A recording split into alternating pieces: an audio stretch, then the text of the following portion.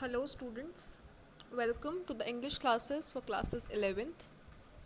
I am Mrs. Sangeeta Saxena and today we will be continuing with the next two paragraphs or the next excerpt from the chapter Discovering TUT.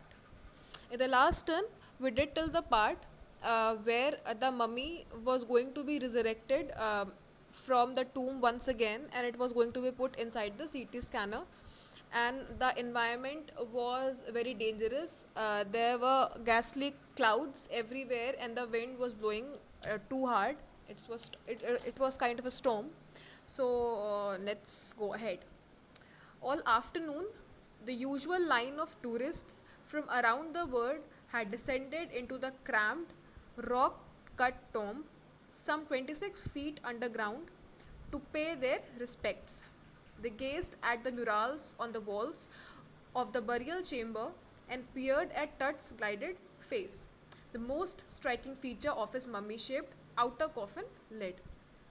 Some visitors read from guidebooks in a whisper. Others stood silently, perhaps pondering Tut's untimely death in his late teens, or wondering with a shiver if the Pharaoh's curse, death or misfortune falling upon those who disturbed him, was really true. So, on the afternoon when his mummy was being taken out, there were tourists from all around the world. वहाँ पे काफ़ी सारे लोग आए हुए थे just to look at that tomb, to look what it is from the inside. Now they were inside this 24 feet underground tomb. The tomb was inside 26 feet deep inside the ground. वो 26 feet गहरा था and उसके wall पे murals बने हुए थे. Murals are like they are like engravings on the wall. दीवार पे गाड़ी, मतलब वो उनको पत्थर पे आप हथौड़ों से, छेनी हथौड़े से वो ड्राइंग्स पत्थरों पे दीवारों पे बनी होती हैं, उन्हें म्यूरल्स कहते हैं. So they were standing in a tomb that was 26 feet underground and it had murals on its walls of the burial chamber.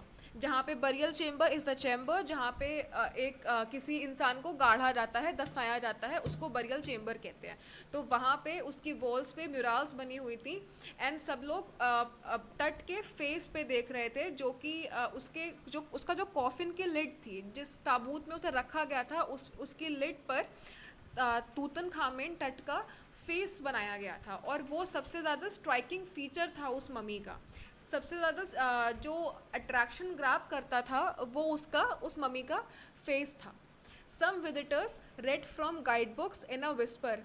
कुछ विजिटर्स तो अपनी गाइड बुक से पढ़ रहे थे और कुछ जो थे वो शांति से खड़े हुए थे और सोच रहे थे कि ये टट की अनटाइमली डेथ जो उसके लेट टीन्स में हुई है वो क्यों हुई है, और या फिर ये सोच रहे थे कि ये जो फ़ैरो कर्ज है, एक फ़ैरो कर्ज एक चीज़ होती है, कर्ज इज़ श्राप, ठीक है.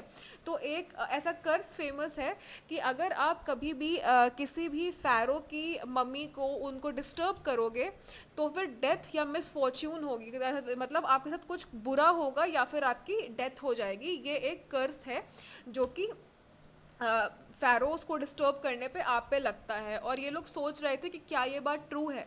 तो वहाँ पर जो टूरिस्ट थे वो मेनली 3 काम कर रहे थे. पहला काम ये था, वो अपनी गाइड बुक से पढ़ रहे थे.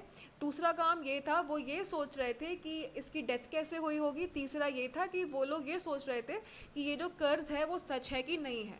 और सो इस पैराग्राफ में basically we have been told what was there inside the chamber, what was the most attractive feature of that coffin in which Tut was placed, and what were the things that the visitors in there were doing. So let's go to the next paragraph. The mummy is in very bad condition because of what Carter did in 1920s, said Zahi Hawass, Secretary General of Egypt's Supreme Council of Antiquities, as he leaned over the body for a long first look. Carter, Howard Carter, that is, was a British archaeologist who in 1922 discovered Tut's tomb after years of futile searching. Its contents, though hastily ransacked in antiquity, were surprisingly complete.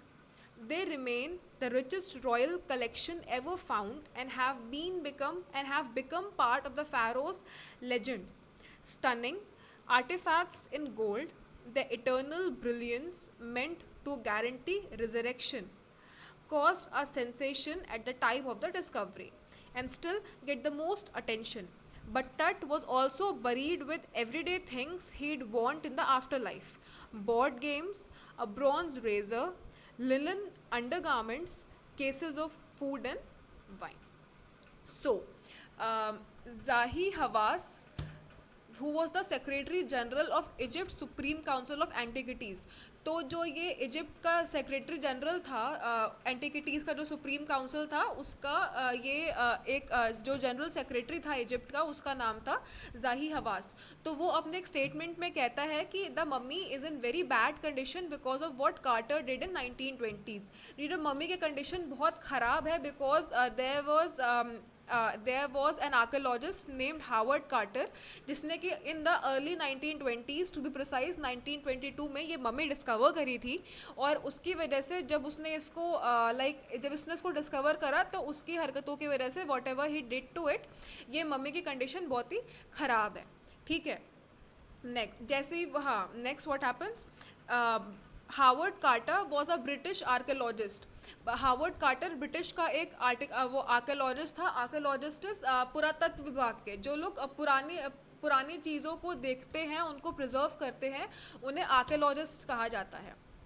तो Howard Carter was one of the archaeologist, British archaeologist, जिसने 1922 में टट का Tomé को discover करा था बहुत सालों की मेहनत के बाद। इट्स कंटेंट्स दो हैस्टली रैंसैक्ड इन एंटिक्विटी वो सरप्राइजिंगली कंप्लीट। तो इसका जो कंटेंट था मम्मी का, वो उन लोगों ने बहुत ही बुरी तरीके से इसको हैंडल करा था, लेकिन तभी भी वो कंप्लीट था।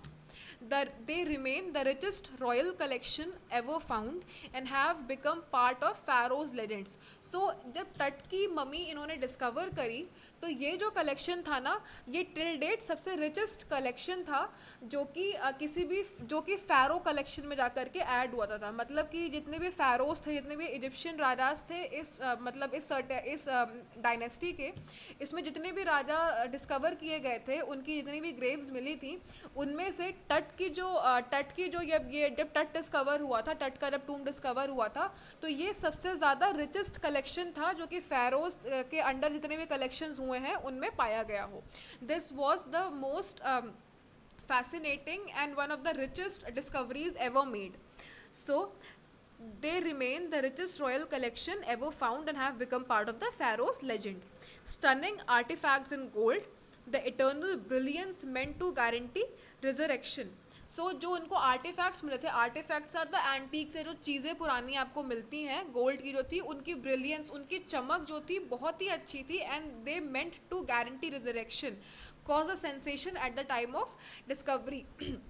सो वो इतनी ज़्यादा अच्छी चीज़ें थी कि मतलब उनका वो बनी ही इसलिए थी ताकि उनको रिजरेक्ट करा जाए, इनको वापस से मतलब सजा करके, या मतलब इनको वापस से उनके अपने फॉर्म में जो साफ वगैरह करके उनको रखा जाए, वो इतनी ज़्यादा अच्छी थी। And they cause a sensation at the time of discovery, और इन्होंने एक काफ़ी ज़्यादा समा बांध दिया था, या फिर कहो कि एक खलबली मचा दी थी जब ये डिस्कवर हुए थे। And still got the most attention, इनको बहुत ज़्यादा अटेंशन भी मिला था। बट टट was also buried with everyday things he'd want in his afterlife. लेकिन टट को इन सब गोल्ड के साथ तो बरी किया ही गया था, लेकिन ऐसी चीज़ों के साथ भी उसे दफनाया गया था जो कि उसको अपनी आफ्टर लाइफ में, मतलब मरने के बाद जो आपकी जर्नी होती है उसको आफ्टर लाइफ कहते हैं, तो जो कि आपको अपने मरने के बाद के जीवन में काम आएंगी। जैसे कि he was buried along with board games, a bronze razor, linen undergarments, cases of food and wine. तो फिर ये इजिप्ट का एक बहुत पुराना कल्चर है। वेन एवर दे बरी समवन, जब भी वो किसी को दफनाते हैं तो वो उन सब चीज़ों के साथ दफनाते हैं जो कि मतलब उनको यूज़ में आएंगी, जो मतलब वो एवरीडे लाइफ में नॉर्मली यूज़ करते थे या आगे करेंगे। तो फिर जो ये टट था, टट को इन लोगों ने एक ब्रॉन्ज रेजर, बोर्ड गेम्स, जैसे मतलब board games in general R जो इंडोर गेम्स हम खेलते हैं, लूडो, चेस टाइप्स गेम्स, तो उस टाइम के जो भी अपने बोर्ड गेम्स हुए होंगे वो बोर्ड गेम्स के साथ, एक ब्रॉन्ज रेजर और कुछ अंडरगारमेंट्स और खाना और वाइन के साथ, क्योंकि wine is kind of a staple for Egyptian people, तो वाइन और फूड के साथ टट को बरी किया गया था। सो एज अ रिकैप, आज हम लोग को ये पता चला कि तट के का जो टोम था उसके अंदर क्या क्या था, और मतलब वो किस कंडीशन में था, उसका कलेक्शन क्या था, और विजिटर्स वहाँ पे क्या कर रहे थे. So this is all for today, and in the next turn we'll be going on with the next excerpt from this very chapter. And till then, please make notes of the chapter and try to memorize the events that are taking place. Thank you.